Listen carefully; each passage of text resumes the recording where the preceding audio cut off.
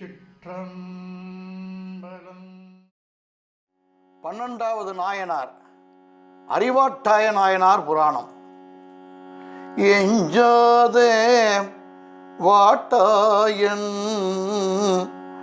அடியார்க்கும் அடியே என்று சுந்தரமூர்த்தி சுவாமிகள் தனது திருத்தொண்ட தொகையில் கூறுகிறார். நைவேத்திய பொருட்கள் பூமியின் நில வெடிப்பில் சிதறியதால் மிகவும் மனம் வருந்தி தன் உயிரை தாமே மாய்த்து கொள்ள முனைந்த உத்தம தொண்டர்தான் அறிவாட்டாய நாயனார் ஆவார். சோழ நாட்டில் நீர் வளமும் நில வளமும் ஒருங்கே அமையப்பட்ட கணமங்கலம் என்னும் வளமான ஊரில் வேளாண் மரபிலே தோன்றியவர்தான் தாயனார் என்னும் சிவனடியார்.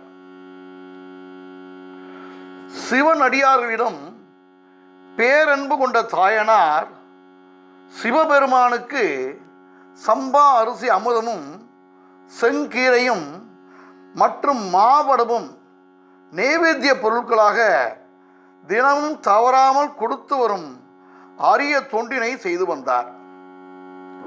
தான் கோவிலுக்கு செய்யும் திருப்பணிகள் பல இருந்தும் நைவேத்திய பொருட்கள் கொடுக்கும் தொண்டினை மிக முக்கியமான பணியாக செய்து வந்தார். இவரது மனைவியும் இவரைப் போலவே இறைவனிடம் அதிக பக்தி கொண்டிருந்தார். இவ்வாறு தினமும் தவறாமல் சிவத்தொண்டு புரியும் இவர்களுக்கு வறுமை தொற்றிக் கொண்டது.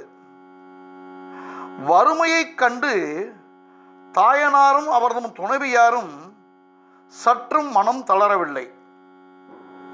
தாம் செய்யும் சிவப்பணியை மட்டும் எப்பொழுதும் போல் தவறாமல் செய்து வந்தனர்.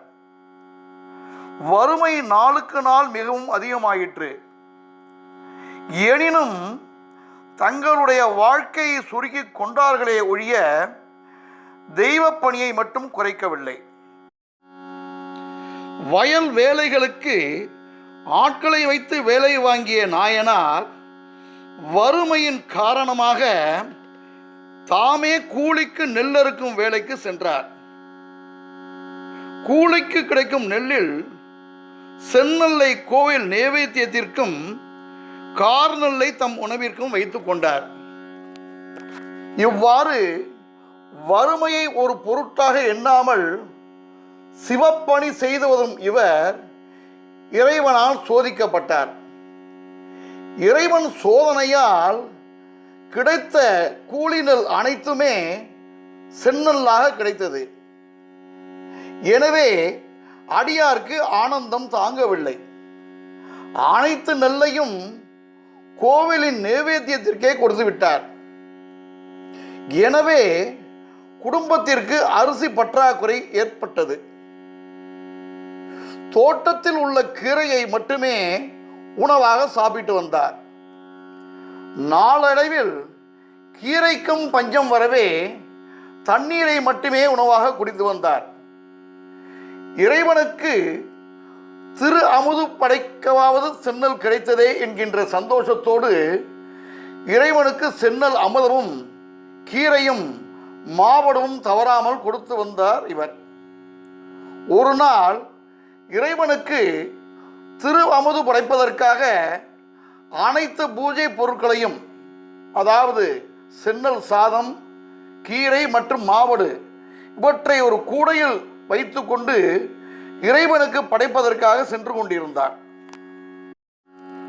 பசியால் ஏற்பட்ட சோர்வு மிகவும் அடியாரை வருத்தியது. அடியாரோடு அவர் மனைவியும் பஞ்சகவ்யம் எடுத்துக்கொண்டு நடக்க முடியாமல் பின்தொடர்ந்து சென்று கொண்டிருந்தார்.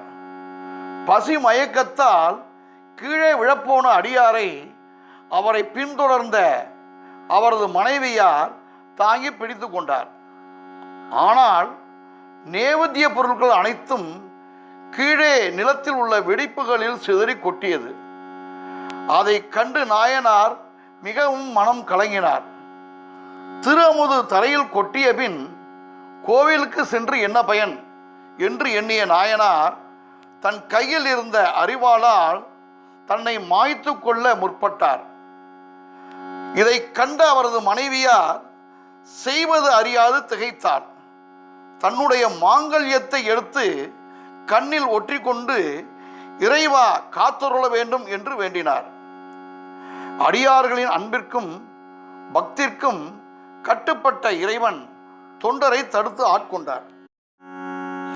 திரு அமுது சிந்திய நில வெடிப்பில் இருந்து உத்ராட்ச மாலையுடன் திருவண்ணீறு அணியப்பட்ட இறைவனின் கரம் வெளிப்பட்டது. நாயனாரின் கையை இறைவன் கை பிடித்தது. இறைவனின் கை தன் கையை பிடித்தவுடன் மெய் உருகி சிலிர்த்தார் நாயனார். கையில் இருந்த அரிவாள் தானாகவே கீழே விழுந்தது. நில வெடிப்பில் இருந்து வெடுக் வெடுக்கென்று ஒளி கேட்டது. அவ்வொளியை கேட்ட நாயனார் தான் நிலத்தில் சிந்திய மாவடுவை இறைவன் ஏற்றுக்கொண்டதன் அறிகுறியாக அந்த ஓசையை உணர்ந்தார். மனம் மிகவும் மகிழ்ந்தார். இறைவன் சக்தி சமேதனாய் காட்சியளித்தார். அடியாரும் அவரது மனைவியும் கண்களில் நீர் மல்க தரை மீது வீழ்ந்து வணங்கினர். இறைவன் நாயனாருக்கும் அவரது மனைவிக்கும் என்றென்றும் தம் அருகிலேயே இருக்கக்கூடிய பேரின்ப பேற்றை அருளினார். அறிவாளால் தன்னுடைய கழுத்தை அறிய துணிந்ததால் இவருக்கு தாயனார் என்ற பெயருடன் அறிவாள் தாயநாயனார் இன்னும் சிறப்பு நாமம் ஏற்பட்டது.